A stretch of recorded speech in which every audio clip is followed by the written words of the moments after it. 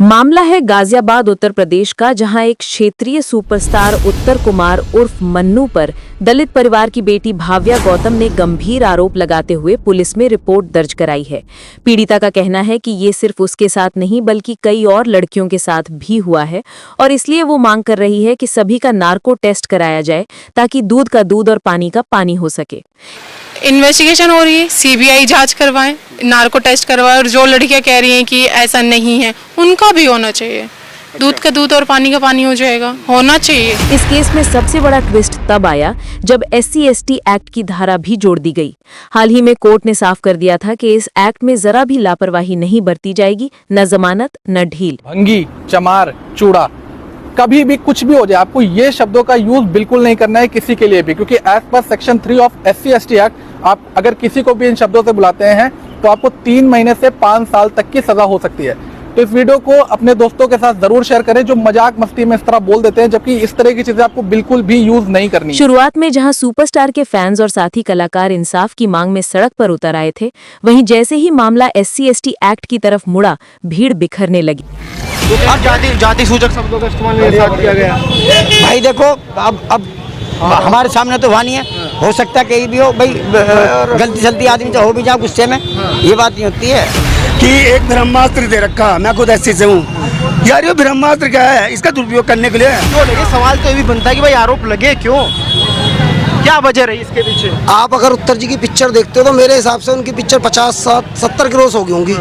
एक ही बंदा क्यों आया और क्यों नहीं आए, इसका मतलब क्या है। वो कह रहे कि बड़ा नाम है, लोग उसे मोहरा बनाया जा रहा हो कि SC कार्ड, ये जो कानून है, कानून वगैरह जो एक आड़ लेके जो है और भी हो, पर इस बात की जांच तो पुलिस ही करेगी। जो खुद साथी कलाकार अब चुप्पी साधते नजर आ रहे हैं क्योंकि जानते हैं कि ये मामला अब पुलिस के सख्त शिकंजे में है। पुलिस सूत्रों का कहना है कि सबूत जुटाए जा रहे हैं और जैसे ही पुख्ता गवाह सामने आएंगे, गिरफ्तारियां शुरू हो सकती हैं।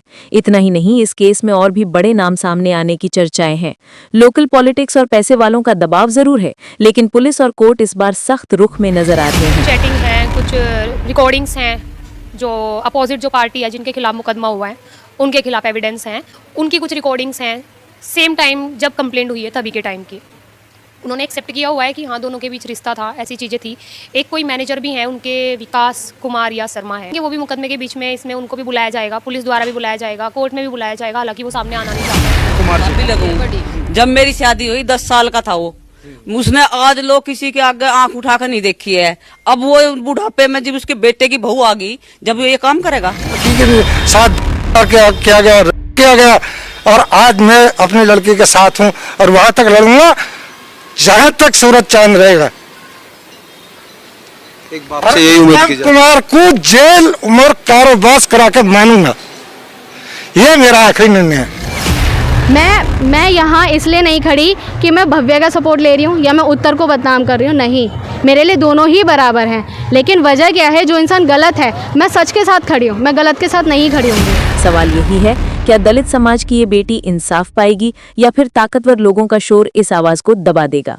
दोस्तों, ये कहानी सिर्फ एक केस की नहीं है, ये उस हिम्मत की कहानी है जिसमें एक साधारण लड़की ने बड़े से बड़े चेहरे को बेनकाब करने की ठानी है। अब देखना ये होगा कि आने वाले दिनों में किसका पलड़ा भारी पड़ता है, सच का या फिर सत्ता और पैसे का। आपकी क्या राय है दोस्तों? क्या उत्तर कुमार उर्फ मन्नू जैसे सुपरस्टार्स को बचा लिया जाएगा या इस बार कानून सचमुच इंसाफ देगा? कानून का फैसला किसके पक्ष में होगा? अपनी राय जरूर लिखें। और एक निवेदन, सोशल मीडिया पर अफवाहें ना फैलाएं। अगर आपके पास ठोस जानकारी है तो वैधानिक चैनल के माध्यम से साझा करें। ऐसे किसी भी बेशर्मी भरे पोस्ट पर कानूनी कार्रवाई हो सकती है। चैनल को सब्सक्राइब करें ताकि हम आगे के अपडेट्स और कोर्ट की सुनवाई आपकी स्क्रीन तक समय पर पहुंचा सकें। उत्तर कुमार के करीबी आदमी ने ये कहा कि विकास बालियान का नाम लेकर तो हम विकास को उठवा के जेल भिजवा देंगे। उस आदमी ने ही मुझे फिर ये बताया कि वो कोई लड़की को पैसे देके आप पे इसी तरह आरोप लगवाना चाहता है। तो फिर मेरा दिमाग खराब होगा। मैं भी मुजफ्फरनगर का ठेठ जाट हूँ, तो मेरा दिमाग खराब होगा ही होगा। मैंने उसी समय उसे 70,50,000 का नोटिस भेजा वकीलों के द्वारा। मैं अपनी जिंदगी ना अपनी हथेली पे लेके चल रही हूँ, मुझे कभी भी कुछ भी हो सकता है। ब्लैकमेल भी करते हैं। हाँ, कि प्राइवेट वीडियो लीक कर देंगे, ऐसी धमकी देना।